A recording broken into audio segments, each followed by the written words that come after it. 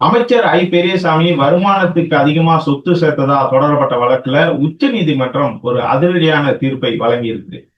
ஐ. பெரியசாமி கடந்த 2006 முதல் 2010 வரை அமைச்சரா இருந்தாரு. அப்போ வருமானத்துக்கு அதிகமா 2 கோடி ரூபாய்க்கு அதிகமா சொத்து சேர்த்ததா அவர் மீது வழக்கு தொடரப்பட்டது.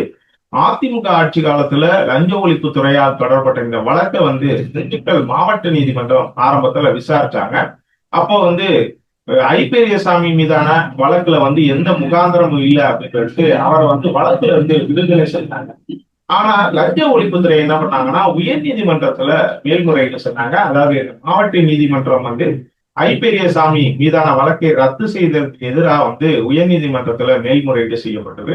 அந்த வழக்கை விசாரிச்ச நீதிபதி என்ன சொல்றாருன்னா, இத விசாரிக்கணும், விரைந்து விசாரிக்கணும். இதுல முகாந்திரம் இருக்கிற மாதிரி தான் தெரியுது அப்படிங்கிற மாதிரி ஒரு உத்தரவிட்டாரு. இது ஐ. பெரியசாமிக்கு ஒரு மிகப்பெரிய ஒரு நெருக்கடியை உருவாக்குச்சு. இதை தொடர்ந்து ஐ. பெரியசாமி சார்புல உச்ச நீதிமன்றத்துல மேல்முறையீடு செய்யப்பட்டது. இந்த வழக்குக்கு தடை விதிக்கணும். தன் மீது ஏற்கனவே மாவட்ட நீதிமன்றம் ரத்து செஞ்ச நிலையில இந்த வழக்கை மீண்டும் விசாரிக்கணும்னு உயர் நீதிமன்றம் உத்தரவிட்டிருக்காங்க. இந்த உயர் நீதிமன்றத்தோட உத்தரவுக்கு தடை விதிக்கணும் அப்படிங்கிற மாதிரி ஒரு மேல்முறையீடு செஞ்சாரு. இதுக்கு இந்த வழக்கு வர்றதுக்கு ஒரு 3 நாளுக்கு முன்னாடி அமைச்சர் ஐ. பெரியசாமிக்கு சொந்தமான வீடுகள்லையும் அவரோட மகனோட வீடுகள்ல அவர் மகள் வீடுகள்ல அமலாக்கத்துறையினர் சோதனை பண்ணாங்க. குறிப்பா சென்னை பசுமை வழிச்சாலையில இருக்கிற அமைச்சர் ஐ. பெரியசாமியோட அதிகாரப்பூர்வ அரசு இல்லத்துல சோதனை பண்ணாங்க. அது மட்டும் இல்லாம திண்டுக்கல்ல இருக்கக்கூடிய அவரோட வீடு, அவரோட மகன் பழனி சட்டமன்ற உறுப்பினரான செந்தில்குமார் வீடு, அவரோட ஐ. பெரியசாமியோட மகள் இந்திரா வீடுகள்லையும் அமலாக்கத்துறை சோதனை பண்ணாங்க.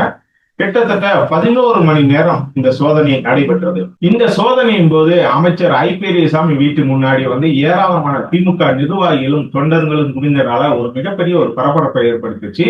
சோதனை 11 மணி நேரத்துக்கு பிறகு முடிந்த போது அமலாக்கத்துறை அதிகாரிகளை ஐ. பெரியசாமி சிரிச்ச முகத்தோட வழியை நீக்கி வச்சாரு. இருந்தாலும் பாத்தீங்கன்னா தேர்தல் நெருங்கக்கூடிய சமயத்துல ஐ. பெரியசாமி வீட்டுல நடத்தப்பட்ட இந்த சோதனை பாத்தீங்கன்னா ஒரு சிக்கலை உருவாக்கும். அது போக ஒரு 2-3 நாட்கள்ல உச்ச நீதிமன்றத்திலேயும் இந்த அவர் மீதான வழக்கு விசாரணைக்கு வர இருக்கிறதுனால இது ஒரு பெரிய ஒரு சிக்கலை அமைச்சருக்கு ஏற்படுத்தும் அப்படிங்கிற மாதிரிதான் பேசப்பட்டுச்சு. இப்படிப்பட்ட ஒரு சூழ்நிலையில உச்ச நீதிமன்றத்துல அவர் மீது இந்த வழக்கு விசாரணைக்கு வந்தது.